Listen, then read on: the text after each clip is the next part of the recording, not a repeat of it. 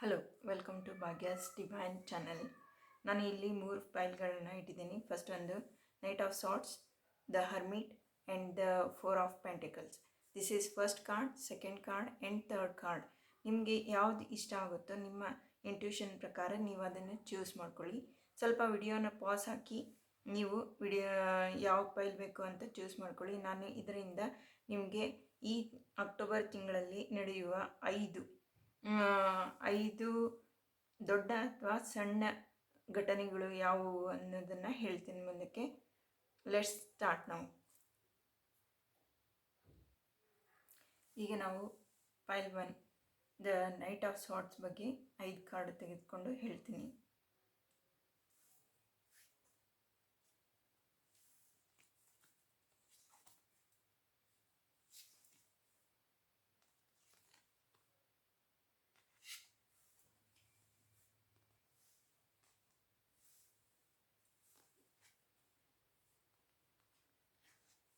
Six of Swords, and then 4 of Cups, and 9 of Cups, and Tower card, and then reverse page of Swords.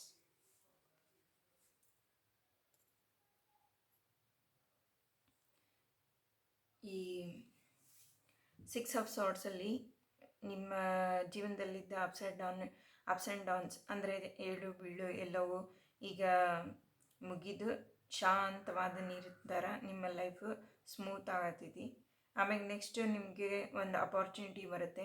ಈ ಅಪಾರ್ಚುನಿಟಿನ ನೀವು grab ಮಾಡ್ಕೊಳ್ಳಿ.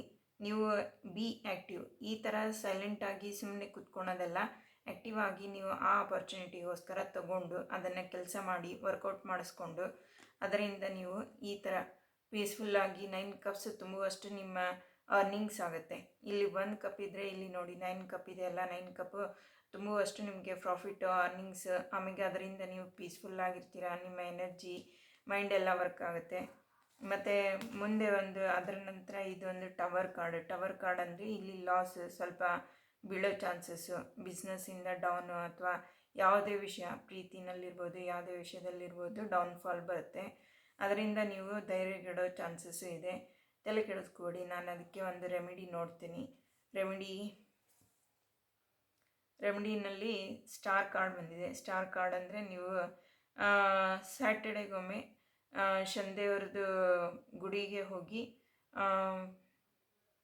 ಚಾಲೀಸ ಗುಡಿನಲ್ಲಿ ಮಾತ್ರ ಹೇಳಬೇಕು, ಮನೆಯಲ್ಲಿ ಹೇಳೋದಿಲ್ಲ. ಸೊ ಗುಡಿಗೆ ಹೋಗಿ ಬನ್ನಿ, ಸಾಕು. ಗುಡಿಗೆ ಹೋಗಿ ಬನ್ನಿ.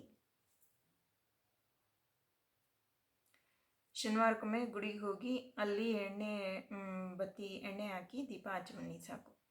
ಪ್ರತಿ ಶನಿವಾರನೂ ಶನಿದೇವ್ರ ಗುಡಿಗೆ ಹೋಗಿ ನೀವು ಅಲ್ಲಿ ದೀಪ ಮತ್ತು ಎಣ್ಣೆ ಹಾಕಿ ದೀಪ ಹಚ್ಚಿ ಬನ್ನಿ. ಅದರಿಂದ ನಿಮಗೆ ಈ ಟವರ್ ಮೂಮೆಂಟ್ಲಿಂದ ರಿಕವರಿ ಆಗೋದಕ್ಕೆ ಇಲ್ಲ ಇದನ್ನು ಕಮ್ಮಿ ಮಾಡೋದಕ್ಕೆ ಯೂಸ್ಫುಲ್ ಆಗುತ್ತೆ. Thank you. Welcome. Second pile the hermit. ಈಗ ನಿಮಗೋಸ್ಕರ ನಾನು 5 ಕಾರ್ಡ್ನ ತಗೊತೀನಿ.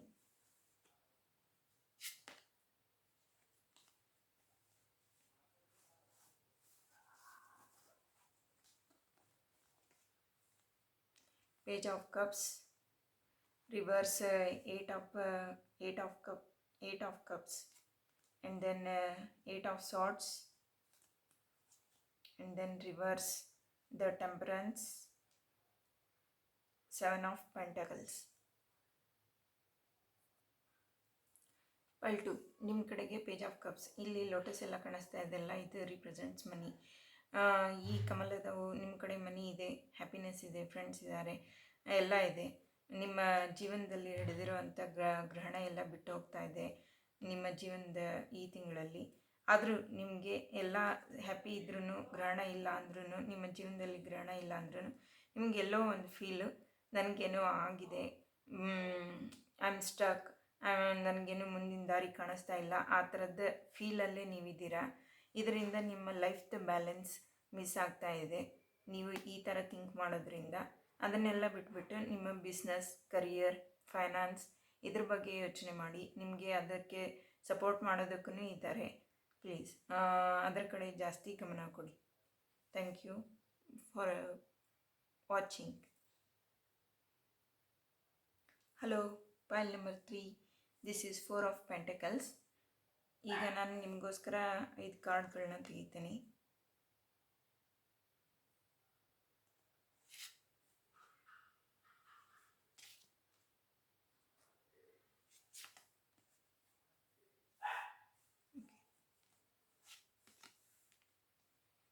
Justice,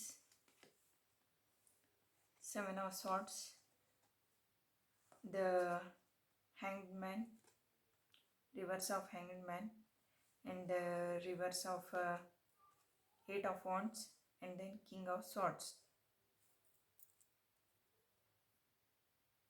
ಹಲೋ, ಪೈಲ್ ನಂಬರ್ 3 ನಿಮಗೆ ಬಂದಿರೋದು ಜಸ್ಟಿಸಲ್ಲಿ ನೋಡಿ, ನಿಮ್ಮ ಲೈಫ್ ಬ್ಯಾಲೆನ್ಸ್ ಆಗಿದೆ, ನೀವು ಎನರ್ಜೆಟಿಕ್ ಆಗಿದ್ದೀರಾ, ಕಿಂಗ್ ಥರ ಹೆಂಗೆ ಎನರ್ಜೆಟಿಕ್ ಆಗಿದ್ದೀರಾ, ಎಲ್ಲನೂ ಇದೆ ನಿಮ್ಮ ಕಡೆ.